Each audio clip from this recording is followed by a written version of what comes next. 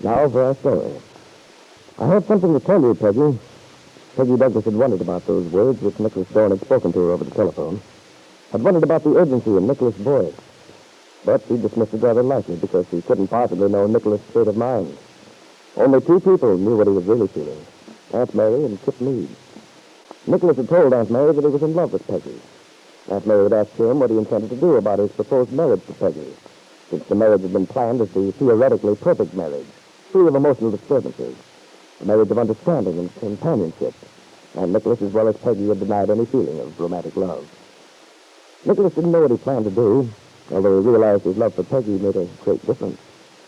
It was while he was in this state of indecision that he confessed his predicament to a pretty stranger. The stranger was none other than Kitt Meade, who had advised him never to marry anyone who was in love with someone else, because that was what she had done. She had married Bill Meade, knowing that Bill loved Peggy Douglas. She had hoped that Bill would forget Peggy, but it had been a vain hope. Even her treacherous plan to hold Bill by passing off Lisa Fenner's baby as her own had failed to change Bill's mind. He was determined to get a divorce.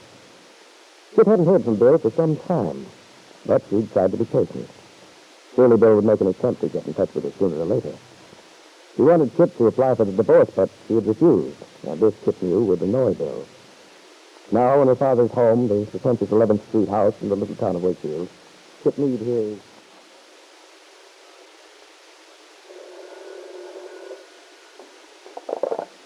Hello? Hello, Kitt. Oh, yes, Bill. I've been rather expecting to hear from you. I have to see you, Kitt. Well, Bill, you know where to find me. But I'd rather not come to 11th Street. You haven't seen the baby for days. Yeah, I know that. Better than you do, maybe. But, well, I'll explain that, too, when I see you. All right, Bill. But I think it's pretty silly for us to be meeting like a couple of accomplices when all you have to do is come over here to Dad's house. But since you don't want that, where shall I meet you? Well, why don't we just have lunch at the hotel? Oh, no, thank you. I don't believe in mixing dramatics and food, if you don't mind. Well, all right. I don't care where we get together. You decide. Why don't I just go out to your place? Okay, that's what you want to do. Can you come about 3? Yes. Yes, I'll be there at 3, Bill. And promptly on time, Kitt Meade parked her father's big car outside Bungalow B of the Wakefield Auto Court. Went up the cellar stairs to the little porch. She dressed with exceptional care. There was something incongruous in the picture she made. An expensive fur coat with a matching fur hat as she stood at the entrance of the shabby little cottage. As she lifted her gloved hand to knock, the door was opened by Bill. Hello, Kitt. Come in. Thank you, Bill. Want to sit here? No, this will be fine. Suit yourself. Well, you fixed the place up quite nicely, Bill. The desk, bookcase. Yeah, I'm going to be doing quite a bit of work here tonight, so I thought I'd better get things organized. You mean your job for Uncle David? Yeah. Just starting in like this, after being out of things for so long, I want to sort of brush up. Get back in the swing of it. Well, that's very earnest of you, Bill. You sound like the beginning of a Horatio Alger success story. By the way, have you seen Uncle David recently? Oh, not for a couple of days. Yesterday I was out of the bank, and the day before he wasn't there. I see. Oh, what is your job, Bill? Farm loans. Oh, come now, that doesn't mean anything to me. What do you do? Well, your Uncle David feels that it's up to the bank to encourage the farmer to put in modern equipment and build up their farms. He thinks the whole community will benefit from it. So he wanted the man to give special attention to the bank's farm loans. Well, that should be a natural for you. You went to agricultural college? Yeah, I'm very happy about it. Why did you ask if I had seen your uncle? Oh, I just wondered.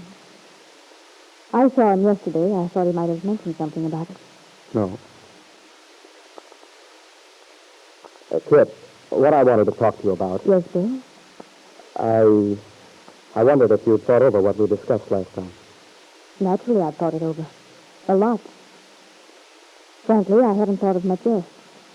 And did you change your mind? Certainly not. I told you I wouldn't. I'm surprised that you even asked.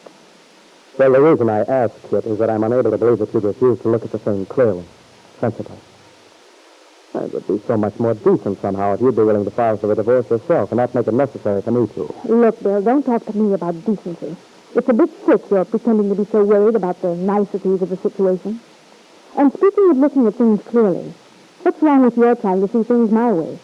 I might ask you if you've thought over what I said. You mean about giving ourselves a second chance? Trying it for 6 months? Yes. It wouldn't work, Kitt. Even though I do believe the child should have a real home and all that, I also feel that you and I wouldn't be able to make a proper home for him the way things are with us. Well, you feel the way you always have, and so do I. It seems we've reached a stalemate. Yeah, I guess we have. At the moment. But, Kitt, the reason... Oh, Bill, don't be so stubborn. I'll admit I've made a few mistakes, but I think you have too. Why don't we forget all that? Forget everything that happened in the past and start out fresh. We could swing it. I know we could. No, it wouldn't work, I tell you. It wouldn't unless you wanted it to. Not even then. No, Kitt, I still want a divorce. This is beginning to be monotonous.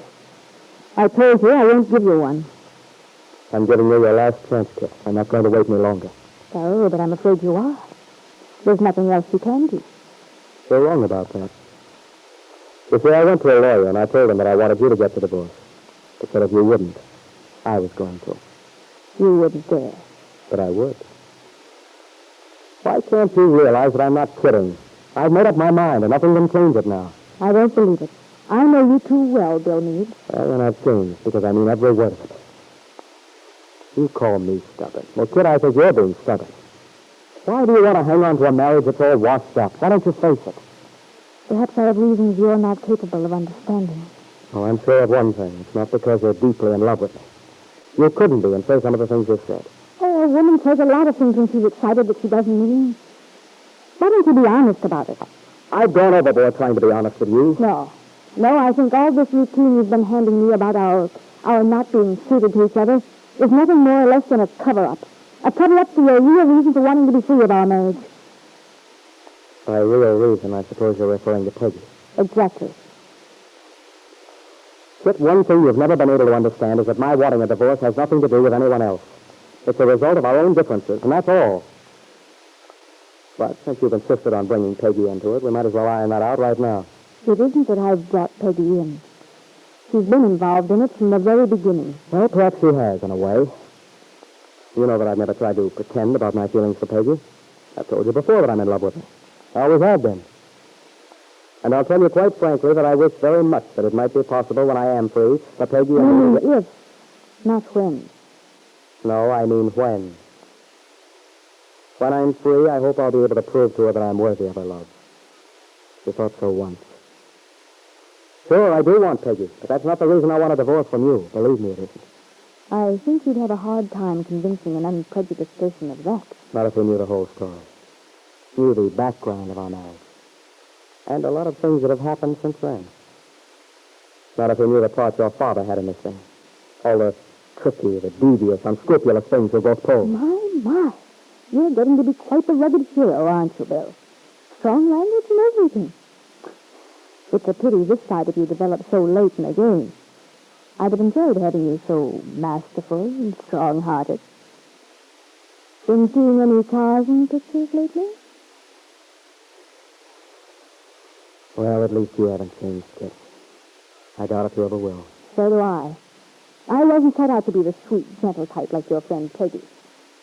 But some people might think I make up for it with brains. Maybe that's why you're so smitten with Peggy. By contrast, she makes you feel like an intellectual giant. Kit, you're just making things worse, talking like a... I suppose in a situation like the one I'm in, Peggy would flit about studying sweetness and life. No, but she'd make an honest attempt to find out how the other guy felt about the thing. Try to understand, to be reasonable. Reasonable? That seems to be the newest addition to your vocabulary, Bill.